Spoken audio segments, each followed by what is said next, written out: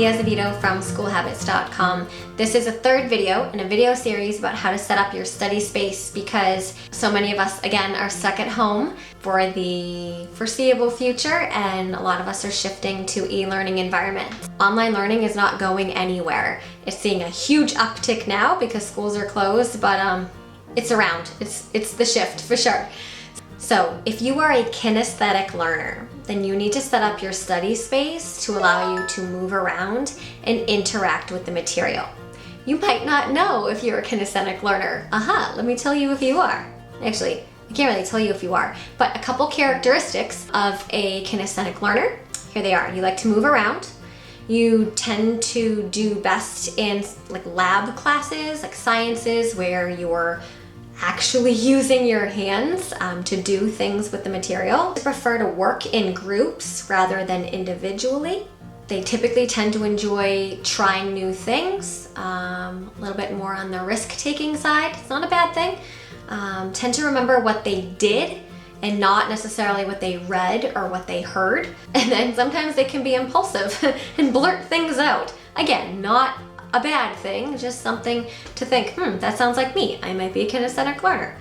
If you are, or if these characteristics sound like you, then you should follow the suggestions I give you here for setting up the ideal workspace. And ideal is key here. Not every tip is every student in the world going to be able to follow, because we all have different resources, we all have different homes, different things at our disposal. I'm just giving, like, in a perfect world, if you had everything at your fingertips, try to do this. But in most cases, you're just gonna pick and choose which tips to follow according to your resources. Okay, number one, you wanna keep a clock or a timer on your desk, and I do not recommend using your phone because having your phone is like the biggest distraction there possibly is. But if you're a kinesthetic learner, it's gonna be difficult for you to sit for long periods of time. I would say after 30 minutes or so of online learning, you're gonna need to get up, you're gonna need to move. The Pomodoro technique is phenomenal for kinesthetic learners. I have so many resources on that. Go to the blog for that. I can't even remember. Oh, I do have a video on it. I'll try to link that down below. The Pomodoro technique, I'm not gonna go over it here. It involves working for a set period of time and stopping for a set period of time. If you are kinesthetic, I wish that word were shorter so I don't have to say it 50,000 times in this video, but if you're an active learner, you're gonna need to get up every so often. So if you set the actual timer, you can use the timer on your computer, but just don't use a timer on your phone. Number two, you wanna keep your materials portable if you can. Again, this depends on your resources. If you have a desktop and that's all you have, then that's what you have, then this tip isn't for you. But if you have a laptop or a tablet of some sort, then that is going to be advantageous for kinesthetic learners because you can get up and move your study space to a new location. I know this video is about how to create a study space, but if you're kinesthetic, it's okay to shift around your study space from day to day. That's why it's helpful to keep your study materials portable. So keep things in a basket so you can get up and move from room to room. Keep all your pencils and pens in a pouch so you can grab them and go from room to room. If you're a visual learner, in that video I give tips for actually storing your materials on your desk, like have a, oh my god, I couldn't even remember the name for this in my last video. Pencil holder, oh my gosh.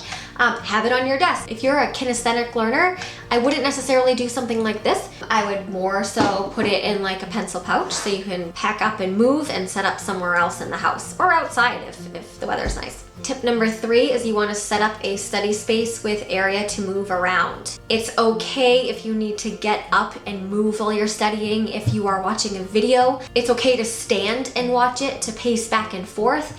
Heck, if you're like me, you're probably gonna do like squats in front of the video because I cannot sit for long periods of time without moving.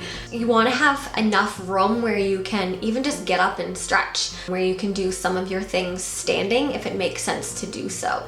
And that goes right into tip number four, which is to, if you can, prop up your desktop, your laptop, whatever you're using, so that you can stand. I want a standing desk so badly, but they cost $1 bazillion. Not in the funds. Chances are it's not in the funds for you guys either. So if you can just use, actually my camera right now, I'll show you this. Hold on, without messing things up. Yeah, man, it's stacked up on some like books and things. I wouldn't necessarily set a desktop up on an SAT book, but if you can somehow jimmy rig your, is that okay? Yeah.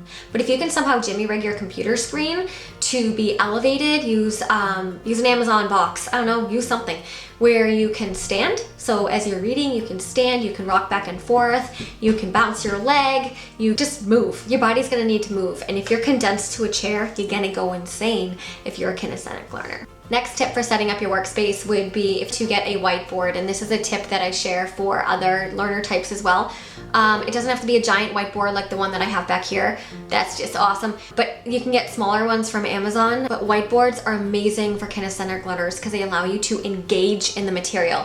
With online learning, everything's on the screen, and that's not good for you if you're this type of learner. You need to do something with the material. You need to touch it. You need to play with it, for lack of a better word, and transferring what you are learning from the screen into something tangible in your hand, like a whiteboard, makes a world of difference. Last tip, you want to use a chair that makes your body happy. Happy body, happy mind. I mean, there are so many different options. So I'm in a swivel chair, and I'm realizing now that like in all these videos I'm swiveling. I'm really sorry.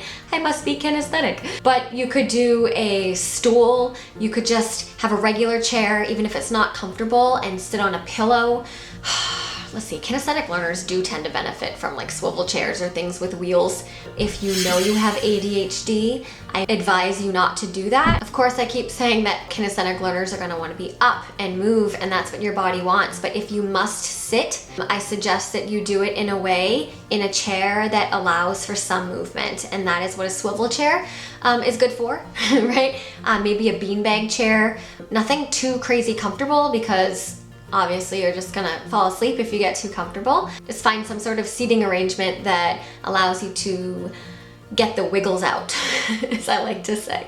So just as we dress in clothes that make us feel comfortable, and we eat foods that make us feel good and make our body feel healthy, you have to set up your learning environment that makes your mind happy. It's really the same thing. I know those are silly analogies, but they also work.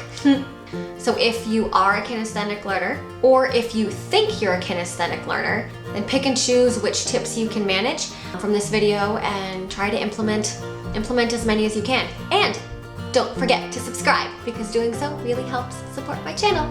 Thanks, guys.